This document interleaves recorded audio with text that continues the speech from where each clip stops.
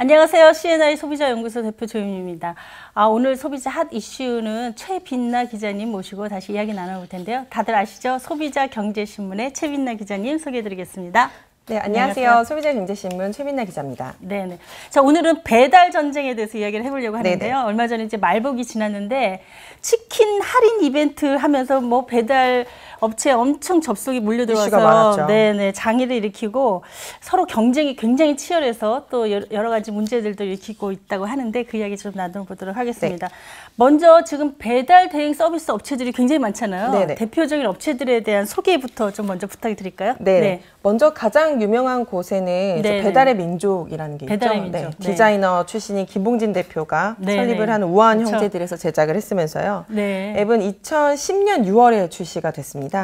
지금은 국내 배달앱 1위로 압도적인 시장 우위를 유지를 하고 있는 상태거든요. 네, 계속 연 매출 같은 경우 70% 이상으로 이제 매출을 계속 기록을 하면서 2016년에는 드디어 흑자를 기록을 하는 2016년에? 네, 2016년에 흑자를 기록을 하고 5, 6년 만에 그렇죠.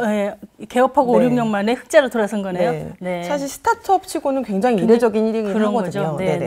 그래서 이번에는 2017년은 전체 주문 수가 1,500만 건이 좀 넘었었어요. 1,500만 건. 그리고 2018년에 1월 기준으로는 점유율이 두 앱을 제치고 51%라는 우위를 점하고 있습니다. 네네. 이름도 굉장히 잘 지었어요. 배달의 민족. 머리에 썩 와닿게. 광고도 굉장히 초반에 잘하면서 여러 가지가 잘 맞아떨어져서 이 배달 서비스라고 하는 것에 정점을 찍었다. 그렇죠. 뭐 이렇게 생각이 들어요. 두 번째는 요기요가 있잖아요. 요기요는 어떤가요? 요기요 같은 경우는 딜리버리 히어로 코리아가 제공하는 배달 서비스로요. 제작사는 RPG 코리아라는 독일 기업의 딜리버리 히어로의 한국 지사입니다. 아, 그렇군요. 그러면 원래 본사는 독일입니다. 독일이에요? 이것도 굉장히 이례적인 일이고요. 이후에 배달통도 독일의 딜리버리 히어로의 한국 지사로 흡수가 되었거든요. 근데 두 개 이제 요기요가 있고 배달통이 있는데 두 개의 포지션으로 간다는 게 아니라 한 명의 대표가 두 개의 트랙을 운영하겠다라는 방침이 좀 이번에 이슈가 됐어서 어쨌든 일단 강신동 대표라는 대표가 두 플랫폼을 운영을 하고 있습니다, 현재. 그럼 요기요하고 배달통은 결국은 하나의 회사라고 볼 수가 있겠네요. 대표도 하나고. 소비자가 접근하는 트랙만 서로 다른 거고. 맞습니다. 독일이 본사다 그러면 다른 나라에서도 이런 배달 서비스들이 좀 다양하게 활용이 되나요? 저는 우리나라에서 아주 유독 더 발달해가고 있는 게 아닌가 그런 생각이 더 많이 듭니다. 맞습니다. 지금 앞에 이제 봤던 내용을 보시면 독일이라는 유럽 국가 자체에서 한국의 배달 서비스에 집중하겠다라고 하는 것 자체도 사실은 굉장한 한국의 배달의 이런 문화를 신뢰를 하는 거거든요. 태국부터 말레이시아, 베트남까지 지금 이런 배달 문화가 조금씩 확산되고 있는 추세거든요. 제가 앞에서 잠깐 언급했습니다만 이번 말복 때 이 요기요하고 배달의 민족이 주문 지연 사건이 발생을 했는데 사실은 이제 이렇게 가족들이 모여가지고 말복 때 특별히 뭐 치킨 시켜서 먹자 막 이러면 지연되면 안 되는 거거든요. 무슨 사건이 있었던 건가요? 이번에 이제 이거를 조금 더 디테일하게 짚어보시면 점유율에 대한 치열한 경쟁을 일으키고 있다라고 아마 해석을 할 수 있을 것 같아요. 일단 이런 경쟁 때문에 배달의 민족이랑 요기요에서 복날맞이 치킨 할인 상품 이런 코드 같은 경우 아니면 뭐 쿠폰 같은 경우로 엄청나게 쏟아냈습니다. 10,000원부터 진짜 최소 2,000원부터 10,000원까지 냈거든요. 그렇기 때문에 이용자들의 주문이 엄청나게 몰렸던 거죠.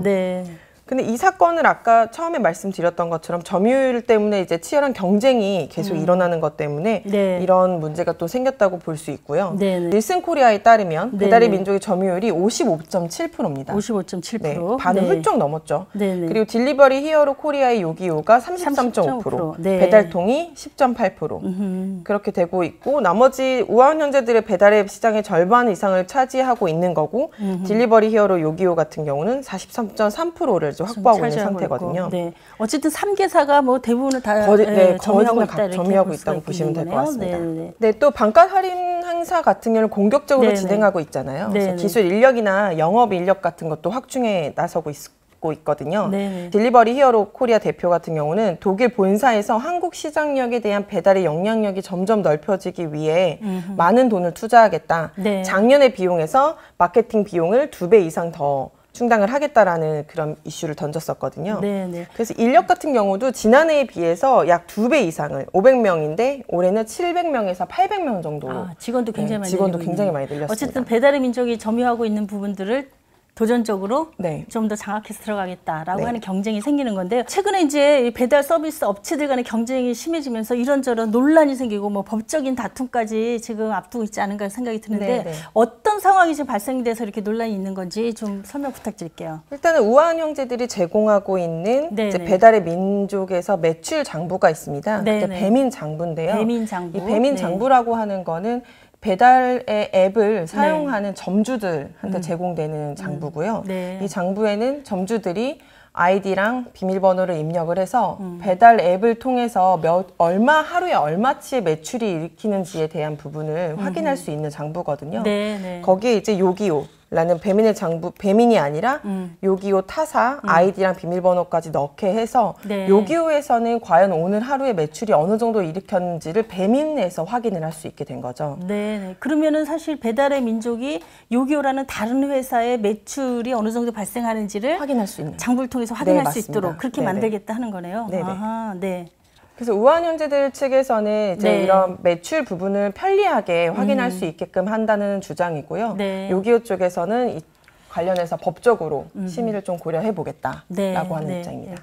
하여튼 현재 음식 배달을 하고 있는 점주 입장에서는 배달의 민족에만 속해서 배달 서비스를 하는 게 아니고 한 업체가 배달의 민족도 앱을 이용하고 또 요기요도 이용하고 양쪽을 다 이용해서 배달 서비스를 하는 거거든요. 네네. 그런데 서로 다른 회사인 배달 서비스 앱 그 서비스 업체에 서로의 정보들을 교류하는 방식을 배달의 민족에서 요구를 하고 이것이 이제 법적으로 문제되지 않는지 요기요 측에서 확인하겠다 이렇게 얘기한 거 이해되네요. 네네. 하여튼 경쟁이 치열해지면서 이런 법적인 다툼, 논란들이 앞으로 더 많아질 것 같은 생각이 좀 듭니다. 자, 오늘 배달의 민족 요기요 배달통 이렇게 세 개 업체가 서로 얽혀서 경쟁을 치열하게 하고 있는 배달 서비스 시장에 대한 이야기 나눠봤습니다. 네, 다음에도 또 더 좋은 재밌는 주제 가지고 모시도록 하겠습니다. 여러분 구독, 좋아요 꼭 부탁드릴게요. 감사합니다. 감사합니다.